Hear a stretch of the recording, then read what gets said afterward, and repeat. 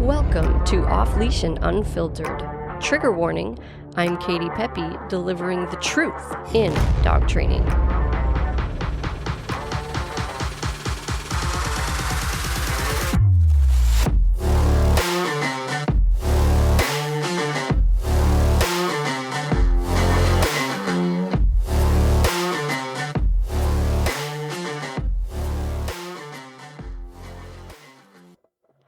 Thanks for joining us for another episode of Off Leash and Unfiltered. I'm your host, Katie Pepe, and I own Diamond Canine Dog Training in Biddeford, Maine.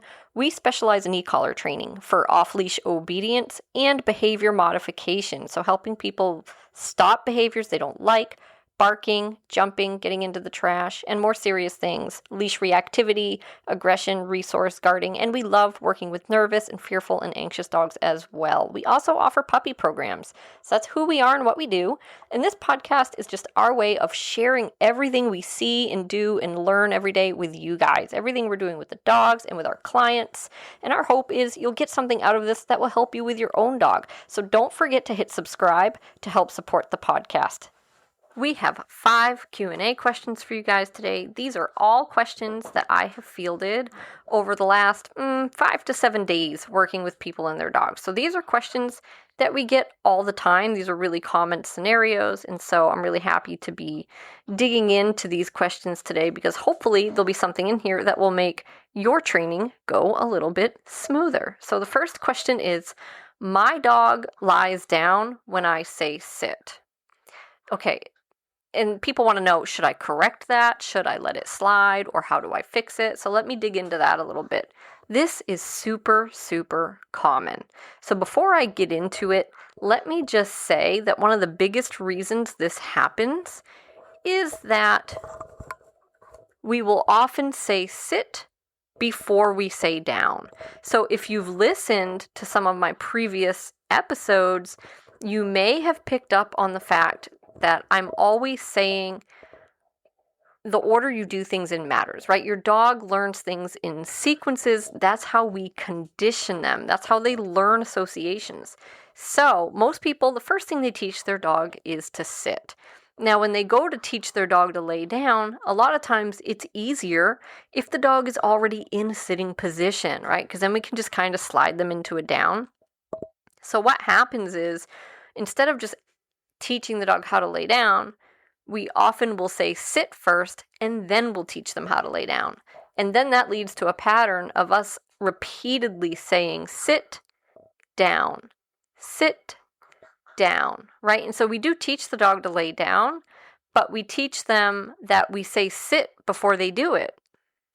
And so that leads to a natural conditioning and a natural association that when you say sit, you're going to ask for down, right? When you say sit, you actually want them to lay down. So that becomes the connection that gets made. And that's why when we're teaching this stuff, you'll very rarely, I'm not going to say we never do it, but it's very rare that we'll ask the dog to sit and then we'll ask them to lay down. If we want the dog to lay down, we'll just go straight to the down command. That being said, this is kind of personal preference in my opinion. So a lot of dogs are more comfortable laying down and they would prefer to lay down as opposed to sit, especially if you have a giant dog, like a dog or a dog with bad hips, or something like that. A lot of dogs, they just are more comfortable laying down. If you feel like that's your dog, one of the things you can do is just don't ask for a sit. Like if you think your dog is going to lay down and they're more comfortable that way and you don't mind that, then just say down. And that way you skip the whole awkward thing where you tell them to sit and they lay down. And that can kind of solve that problem, right? Of course, then if they don't lay down, you need to follow through and you need to get that behavior. So when we're initially teaching the obedience commands, the whole point in the repetition is to teach the dog what the words mean and what behavior we want them to do when we say the word. So at that phase of training, if we say sit and the dog lays down, we absolutely will guide them right back up into a sit using our leash, right? Because we want them to know the difference between sit and down. That's the whole point in the exercise. So we're just wasting our time if we're not going to do that. So we will do that. However, when we go out and we start working the dog in public, especially if we're in a really challenging situation and I think it's a little overwhelming for the dog, if I say sit and they lay down, am I going to address that? Probably not. To be honest, it depends a little bit on the dog. So if I know the owner really wants their dog to be able to differentiate between these commands and they want to keep them clean, then I can do that, and I usually will. But again, there's some gravity here placed on just the dog's personality and their personal challenges. So for instance, I will usually let that slide because I feel like the dog's actually giving me more than I'm asking for. If we're in a really excitable, overwhelming situation and it's hard for the dog to shut off, it's hard for the dog to settle, and I ask them for a sit and they lay down, I mean, great. I'm usually going to let that slide. Some of the exceptions would be if I have a dog that's extremely nervous, and they're kind of pancaking to the ground because they're trying to melt, right? They're hoping they can just sort of melt into a puddle and disappear and like no one's going to see them or talk to them. I'm not going to ask them to do any scary things. If I have a dog like that, I'm absolutely going to hold them accountable for their sit. I'm going to guide them right back up into a sit if they need the help. Because I'm trying to build confidence and I don't want them being able to resort to that old coping mechanism of trying to disappear, because we won't grow confidence that way. So that's one big exception to me where I actually will hold the dog to the standard of a sit. I also might do that if I have a dog that I know is just really pushy and independent and just really doesn't like doing what they're told. And they're always trying to do something different than what I've asked them to do. Like in that situation, I might also hold them accountable for the specific thing that I asked for. But other than that, I don't usually make a big deal out of it. If every once in a while I say sit and the dog lays down, no big deal. We're not doing competition obedience here. It's not that important to us. And so I usually let it slide. I don't split hairs about that. Like I said, unless it's one of those specific contexts. But it's personal preference. You absolutely can. I think it's just really important, if you're going to do that, to be consistent, to make sure the other people in your house are being consistent and that they know if they say sit and the dog lays down, that we're supposed to follow through and get the behavior we asked for until it becomes solid. So, and I think it's really easy to say we're going to do that, but then when we're in social situations and we're kind of preoccupied with something else, to not follow through. And then that's just silly because now we're being inconsistent, right? So consistent doesn't just mean when you're in a training session with the dog or when you've carved out time to work on something. It means all the time. It means during real life. It means when you have company. It means when you're going places and you have the dog with you. Consistent means all the time. So if that's what you want, then that's fine, but be consistent. And once your dog knows these commands really well and you know they know the difference, you can absolutely use a little correction for doing the wrong behavior, right? And you can reintroduce reward for doing the correct behavior, right? If they do the correct behavior the first time you ask for it, you can reintroduce a little food, and that might help strengthen that behavior back up again. Okay, question number 2. This is a common one as well. So should I give my dog a warning or a second chance before I just correct him? So people worry a lot that like their dog's confused or their dog didn't hear them, but like that's kind of the point in the training, right? Is to make sure we clarify confusion, right? So we're teaching your dog things, we're strengthening things, and eventually cementing things. And your dog should know after dozens and dozens and hundreds of repetitions what behavior is expected. Once you've done that and you know that they know, there's no reason to give your dog a second chance. So it sounds mean. It sounds like we're being really militant or like we're being bullies. But the fact is, we want our dogs to listen the first time we ask them to do something. I don't know anybody, I've never had a client tell me, no. We want our dog to listen the third time we ask for a command, or even the second time we ask. Nobody says that. That's nobody's goal. Yet, the philosophy that most people have adopted is one that will result in teaching your dog not to listen the first time. So I did a whole episode on this. I can't remember what number it is, but if you go back, you'll see it. I have an episode on you're teaching your dog not to listen the first time because it's a super common mistake. You have to pattern what you want. Again, it's like the fence scenario, right? It's like if there's no consequence the first time, then that first time will keep recurring because there's no reason for it not to. And what we find is that, again, people think their dogs like maybe don't hear them, like especially if they're not looking at them. But what we see time and time again is that we see this a lot in our go home lessons. The owner will give the dog a command. The dog won't listen, might even be walking away. The owner turns on the e-collar and suddenly the dog does the command. They don't even have to repeat it. And so that tells us right away the dog did hear them and the dog did know how to do it, because otherwise turning on that e-collar wouldn't have done anything. Right? The dog wouldn't magically snap into the behavior if they didn't know it or they didn't hear it.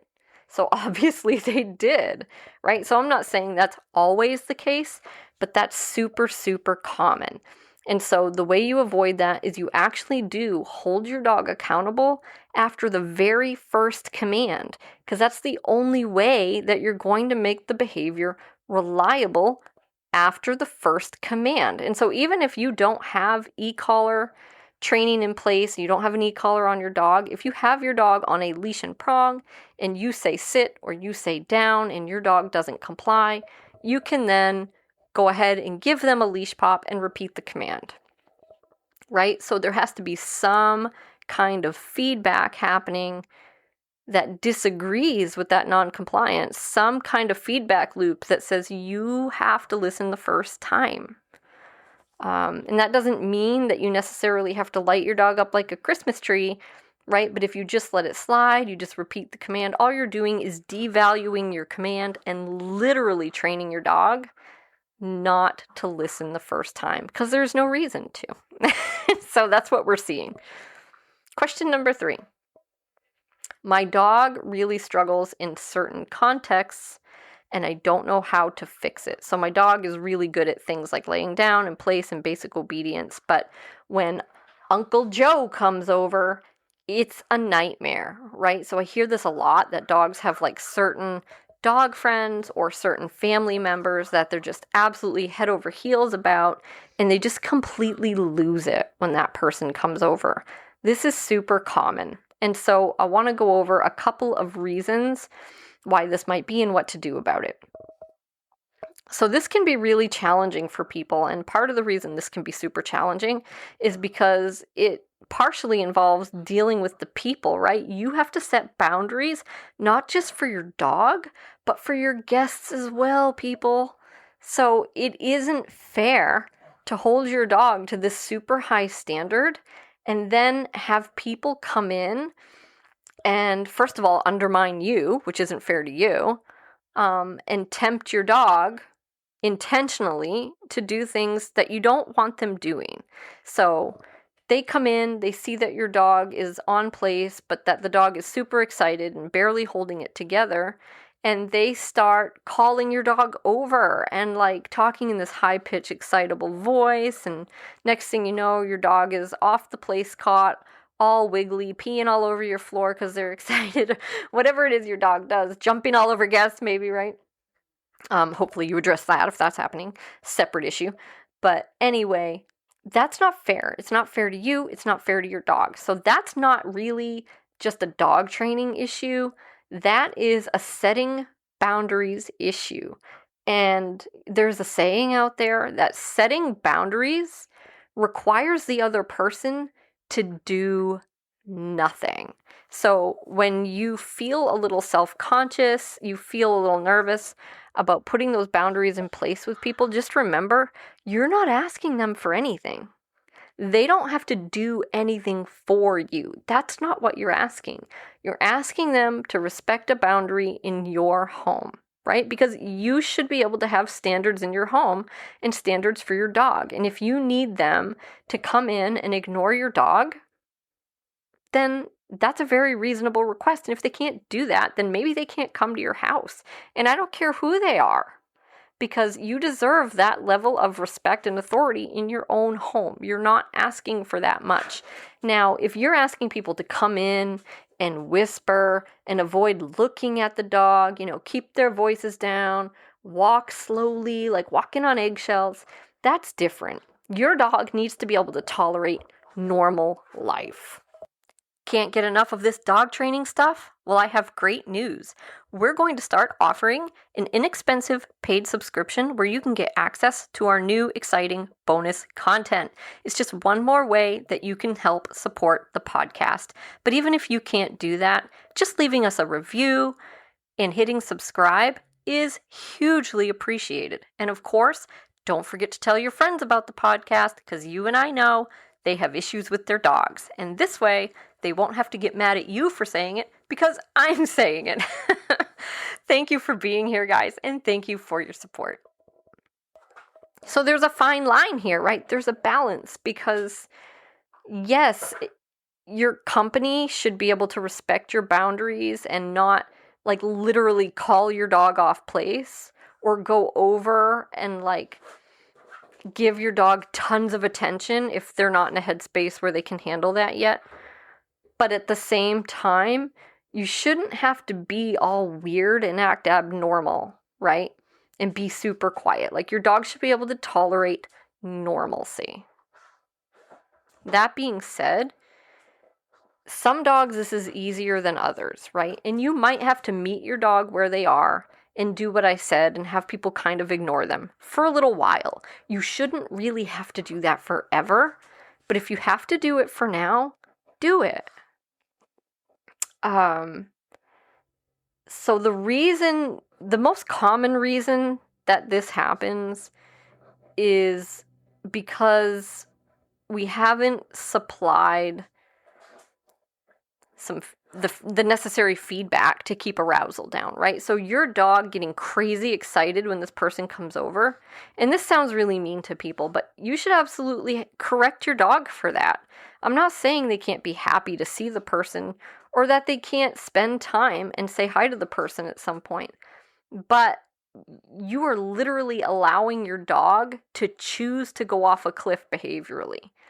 There's no other way to see that. Your dog's making a decision that there's an environmental factor that takes priority over you, over your standards, and over your rules. And everything goes out the window, and they're not going to listen to you anymore. You're no longer relevant because this environmental cue has appeared. And that's just not okay in my household. That's not okay in my book, and that's not what we teach our clients. You either want your dog to be able to listen to you and control themselves, or you don't, and you can't have it both ways. You can't say, I understand that you might love the relationship your dog has with this other person, but you're either going to prioritize that over your training, or you're not. And the thing is, they can still have a great relationship, right? They can't take priority over you and over your training. You either allow it or you don't, both for the person and the dog. Okay? So most of the time, we're lacking that correction that tells our dog that level of excitement isn't okay. And then in addition to that, the dog breaks place and we're using a correction that's just too low, right? We're using the same correction we did when it was just us here with the dog and there was nothing going on. And that just isn't going to stick. At some point, you're going to have to up that level. You're going to have to increase the intensity. You're going to have to make it count. And especially if your dog is that amped up, they're not even going to notice your lower correction that you were using before. That's really common because as your dog escalates, of course, all the receptors in the brain become dulled. They don't notice things the same way, guys. They don't feel them the same way. And even if they do notice it, they don't care about it the same way. It's deprioritized in the brain. You cannot, if you're using a 5 when things are quiet at home and you're alone with your dog and that's cleaned things up nicely, fine. But I'll tell you what, when that person comes through the door, your dog won't give 2 shits about your 5. That's almost a guarantee. And that's normal. That's nothing wrong with your dog. That's something's wrong with the training. So that's what's missing in your process. Usually we just need to up that consequence. And that might be a really sloppy, messy moment when we do that. And you know what? That's okay. So remind yourself it's not a performance. Okay? It's training. And so what's going to happen, that person's going to come through your door. Your dog's going to break their command. You're going to mark it with a no. You're going to correct them much higher than you have before. And then you're going to go help them get back if they need help. Okay? And I bet you the next time, it looks different. That's how those things usually work. The first time or two, it might be a little sloppy. That doesn't mean the learning isn't happening. You got to give it a chance. But ultimately, at the end of the day, if most dogs that know the command well, if they keep breaking it, they're telling you that consequence just isn't meaningful enough. And then lastly, use a tie back, right? So your dog at least can't go bounding through the house being a maniac, because that's really annoying. And they get that moment of reinforcement, right? For breaking the command. They get that hit of adrenaline and dopamine and it feels good. Don't let them get that. Keep them on a tie back. So if they make a mistake, at least they can't go very far, right? So just to sum up what I would do about this if it was me, and what we tell people to do is, number one, you need a conversation with your guests about what is and isn't allowed. And it can't be all extensive and weird and asking them to do abnormal things. It's like, just please ignore the dog, right? So you're not asking them to do anything. You're just asking them not to give attention to the dog right now. The second thing that I would do is put your dog on a tie back, just until you know you can trust them, not forever. And the third thing I would do is I would use a higher consequence when they're breaking that command.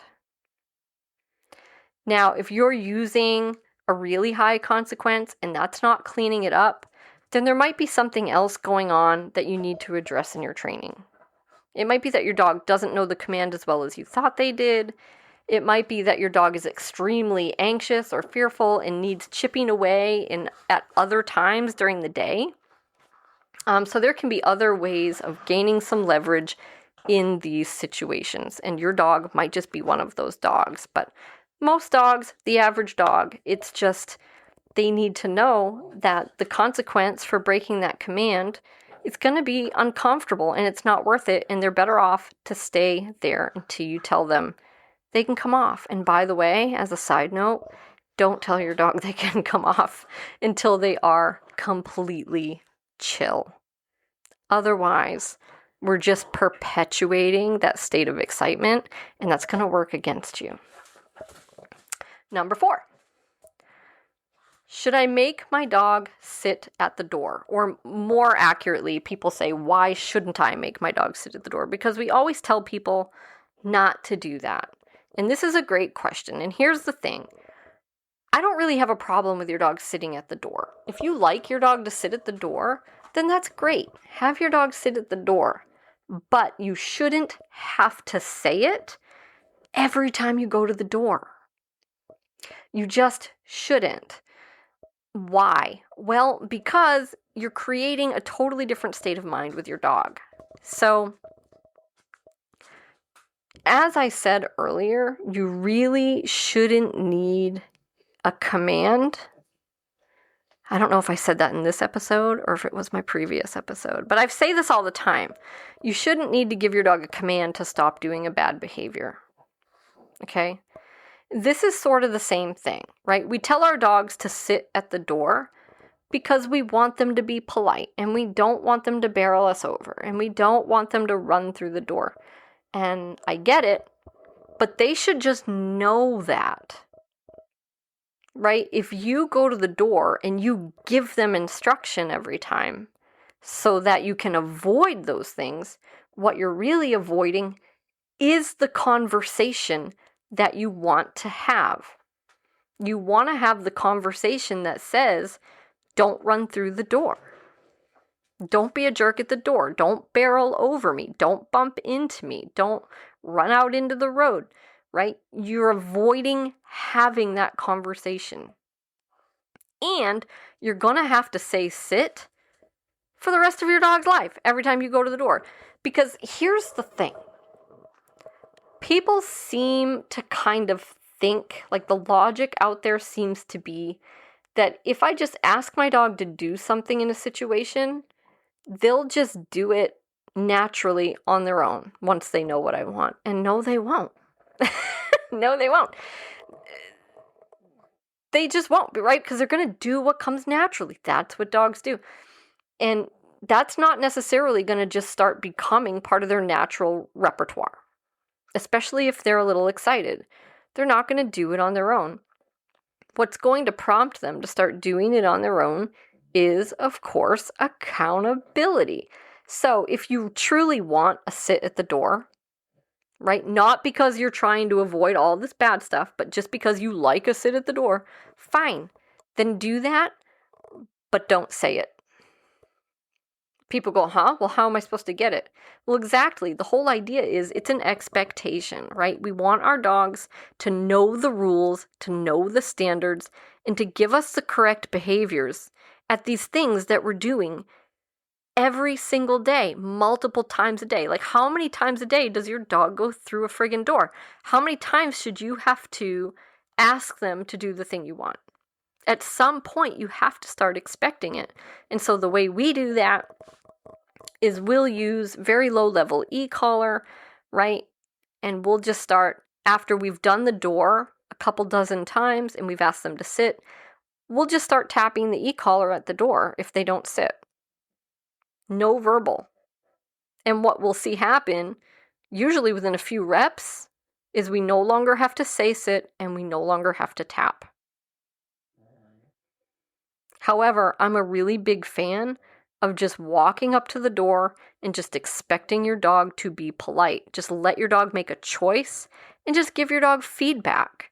That's a huge, huge part of our training program, and I think it's a huge reason we're so successful at changing the mindset of dogs, guys. It's because we let them make choices. Okay, so for moments that you know you're going to be having with your dog, day in and day out, multiple times a day, those are the moments where you really want to rehearse. Just let your dog make a choice. And if it's not the right choice, tell them. Give them a little tap on the e-collar or a little pop on the leash. Okay, and if it is the right choice, then you can say, good. Right? So it's really, really powerful to just allow your dog to make a choice, then you provide the feedback. And it's a beautiful thing that happens because your dog starts to offer you the behavior you want every time you're in that moment without you doing anything. And that is a wonderful relationship to have with your dog where they know your standard and they just do it. Right? That's as good as it gets, if you ask me. Last question. My dog seems to put himself on place and then get confused and think he can't come off. So we get this one a lot too. This is really common. This, I think, happens to everybody when they teach this command. And so there's a couple different ways you can handle that. If you see your dog is on their place caught, right? And this is assuming your dog knows place. You've gone through the training, you've taught them the place command and that they're supposed to stay there. A lot of dogs will just put themselves on there because they like it. It's comfy. A lot of dogs like their cot. And then you'll see them kind of looking at you with shifty eyes like they don't know if they can get off. Well, if you see that happening, you can just release your dog. Whatever your release word is, ours is break. And your dog will probably just come off then, and that's fine. There's nothing wrong with that.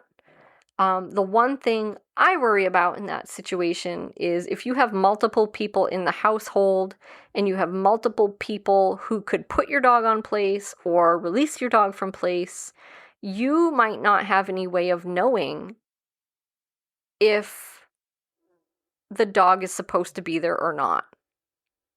Right? So the risk here is that your dog will be laying on the cot and you'll see them wander off.